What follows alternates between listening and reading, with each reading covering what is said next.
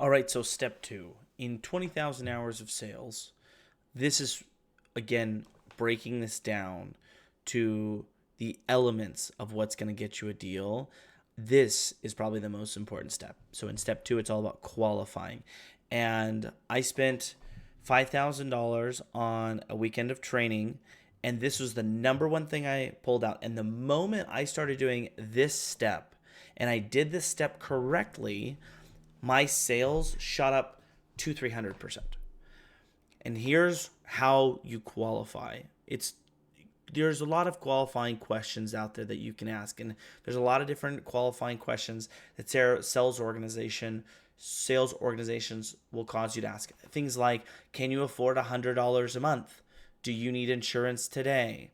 Like, questions that are not relevant to them and what they need, but it's relevant to you and the company, which is the wrong way. You need to wrong way to ask questions.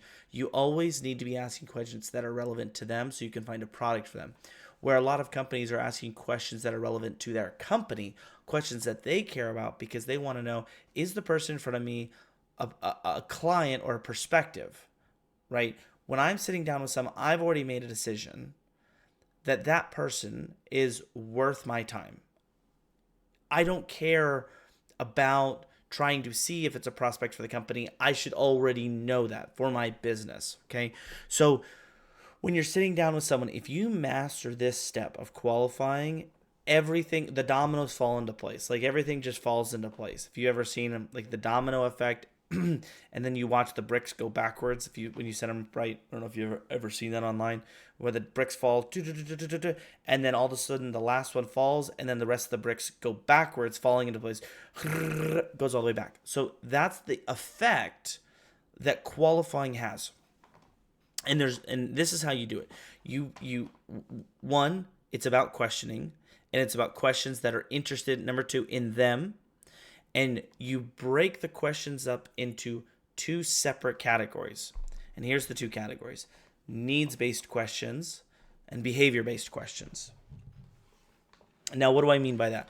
A behavior-based question is about how they behave, obviously, how they've acted in the past, how they continue to act, what is the next predictable step they'll make. And then needs is about, obviously, what they need. What's their pain point? What's their pressure point? What is important to them? What do they want? What is their expectations? And I always tell people you want to ask about 5 to 8 questions in each category. Now, when you get really good at the process, you can kind of weave the qualifying into your presentation. So you're kind of doing both at the same time, where you're like, let me look for products. Let me ask you this question, this question, this question. And like, okay, I'm looking at this. Let me go look at this. So you can kind of weave this all together. But when you're first starting, I would tell you to break this up deliberately into both those categories of needs-based questions, behavior-based questions. So let's go through some needs-based questions. If I'm selling insurance, I'm going to say, what do you need on the policy? What doctors do you need in network? Do you need accident coverage? Are you worried about having an injury? What hospitals do you need in network? Do you need a surgery soon? What networks do you want to have in network? What are you okay with having for a product? Again, these are all questions about their needs. What do they need to have? And that was about 4 or 5 questions. And again, not all the questions are the same. So I'm giving you examples now, but make sure you write out these questions on a piece of paper and find your favorite 5 to 8 and understand every time you have a conversation with someone, you might use 4 or 5 out of the 8, and you might weave back and forth based on how the conversation's going. Behavior-based questions. Last time you bought insurance, where did you get it from? I'm asking the behavior and how they got their insurance. Did they buy it themselves or did they get it from their work? So where did you buy insurance last time? The last time you got insurance, is there anybody you checked with and showed the policy to, or did you just make a decision? If they'll say something like, oh, I got it from my work. Oh, okay, great. When you got your insurance from your work, did you just take the first option they showed you, or did they give you several options?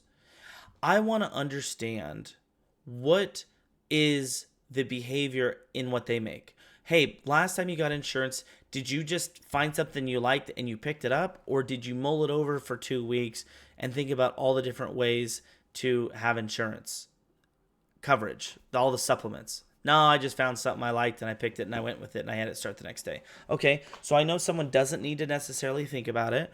And I know that the way they're going to act, which is, hey, they're on the phone with me now. If I build a good rapport and I show them the right product, they're going to make a purchase with me. And another one is like a needs-based question. Let's go back to there for a second. Is a needs-based question might be like, when do you need it to start? Okay. The last time you had insurance, obviously you had to get it yourself. Did you get it from your work or did you go buy it yourself? Right? That's the same question I said earlier, but it's formatted in a different way. So when you're asking about things, when you're asking people questions, make sure they kind of fall in these two categories. Another behavior-based question. Last time you paid for your insurance or you got your insurance, if it's a younger person, did you pay for it or were your parents paying for it? Oh, no, I've always paid for my insurance. I've even given my parents some money to take care of the insurance, what I was, my portion of it. Again, this is going to build the trust you need and also have the product you need for them. And if you do the qualifying right, I think the close like preemptively starts in the qualifying, because if you qualify with the right questions, you present the right product, the close is not a manipulation game, or you're not trying to sit there and fence with someone back and forth trying to get them to purchase the product. Ask good quality questions because you want to create trust with that individual, that you know what you're doing and that you know what you need to recommend for them to solve their quote unquote problem, whatever problem or pain point that might be for them. Make sure you qualify and ask about 10 questions in total, 5 on each side or 4 on each side. 8 to 10 questions is perfectly fine in the qualifying process and will get you more deals and get people to trust you and work with you.